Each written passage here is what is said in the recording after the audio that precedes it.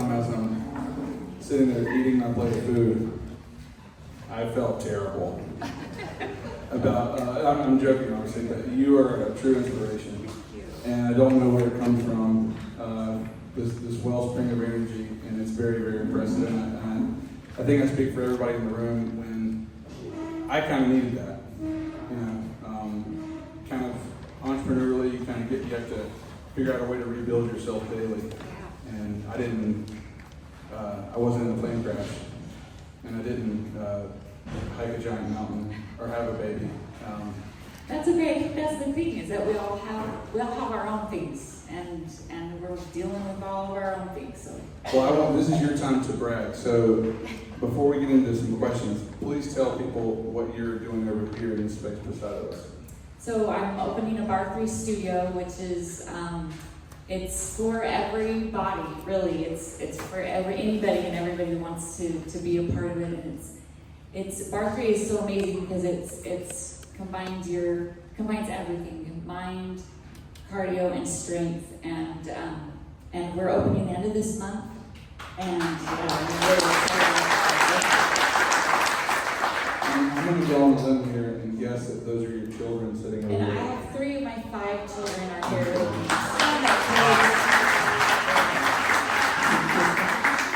How about her husband? She get, and Christian, sit up here. Come on up. Please. Please put your hands together for Christian.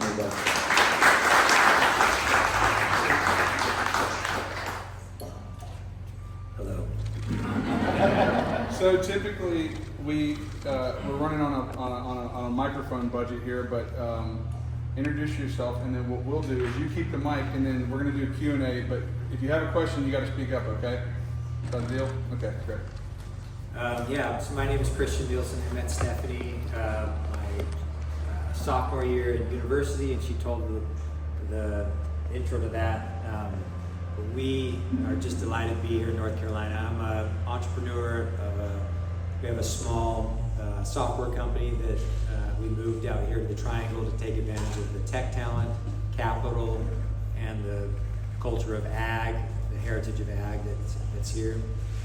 So I'm a full-time farmer and full-time partner with Stephanie and her new enterprise with Bar 3.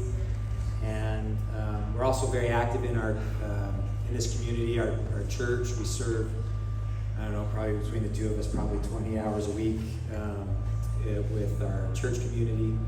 I'm just delighted. We were only supposed to be in Pittsburgh for like 2 to 3 years, is what the plan was, and then go back home to the west, but we've been here 8, so I think we're here to stay. We just really love it here. We have time for a couple questions, so don't be shy for a person to jump up.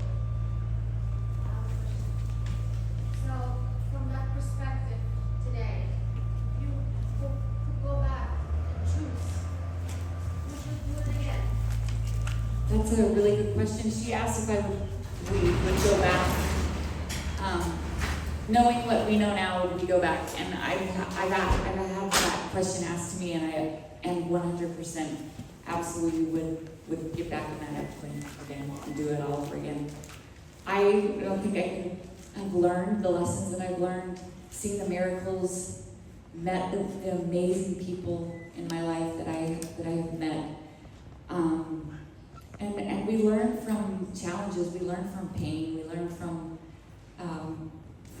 stretching experiences, and so yeah, I would do it again.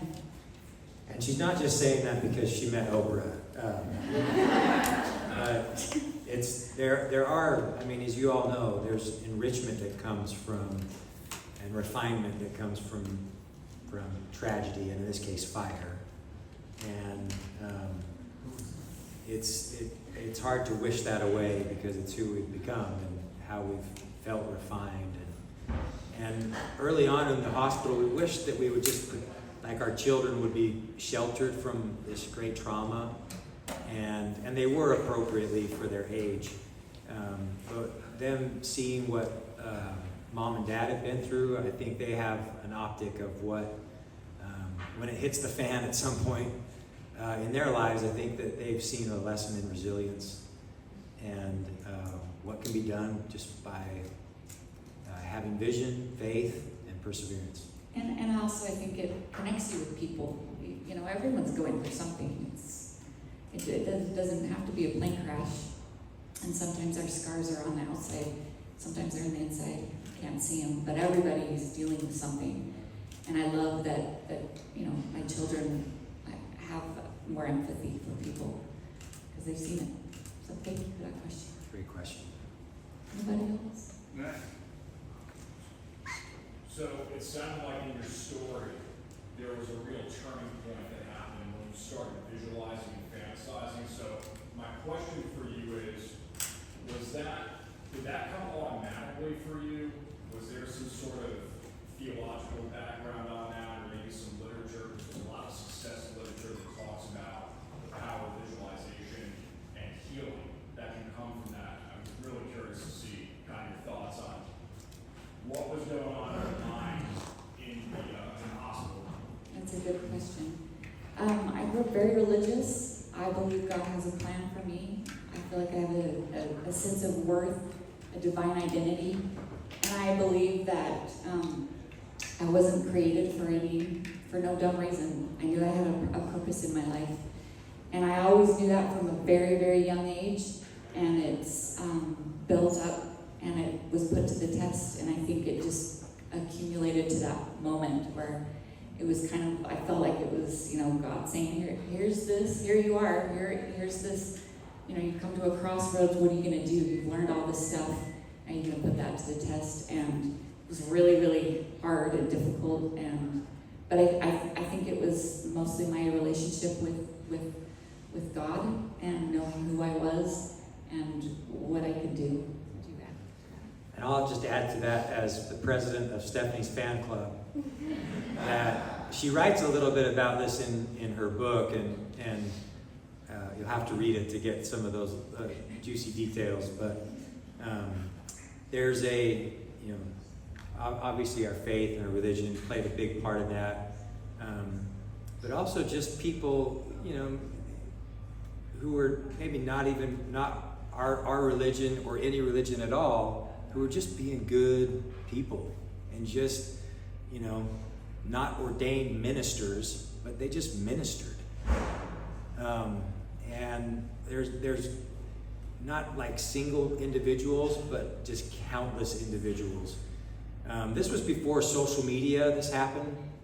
And Stephanie was a blogger back when blogs were one of the original mommy blogs.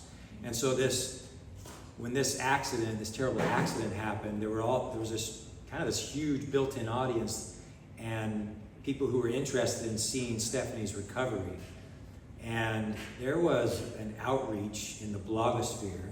Again, this was before social media, that we were on the receiving end of a lot of prayers from total strangers.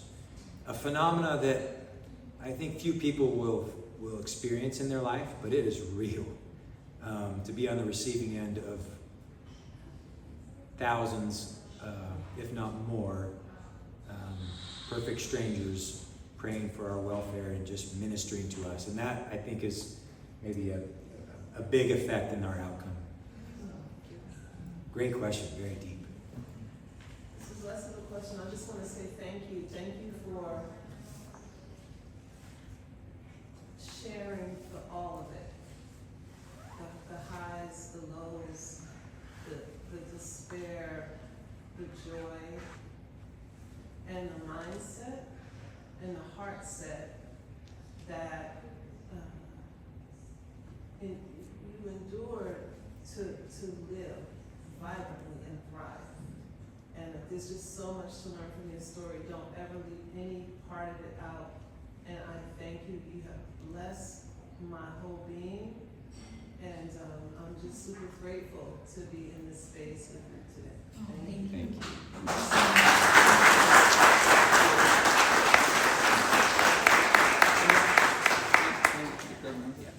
Is there a new business in this space in Mosaic?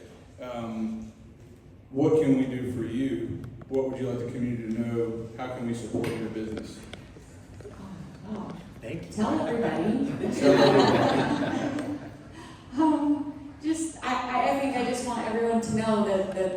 free is for everybody, everyone that wants their space there for you. So tell everyone, and I don't know.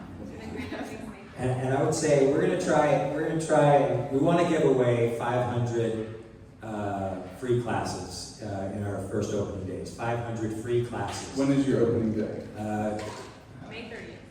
May 30th. Construction has been on schedule. We're a little bit behind, but May 30th is our date as of now. But all that is required is we want to collect 500 emails and have those people registered for a free class. If we get 500 emails, each one of those people will get a free class. And is there a place to go to register for that said email list? Yes, just on our website or on our social media handle. Thank you, Laura. Our social media handle has that, as well as our Google page here. It'll take you straight to our website, which is where you can put in your email and get that free class. And please put your hands together.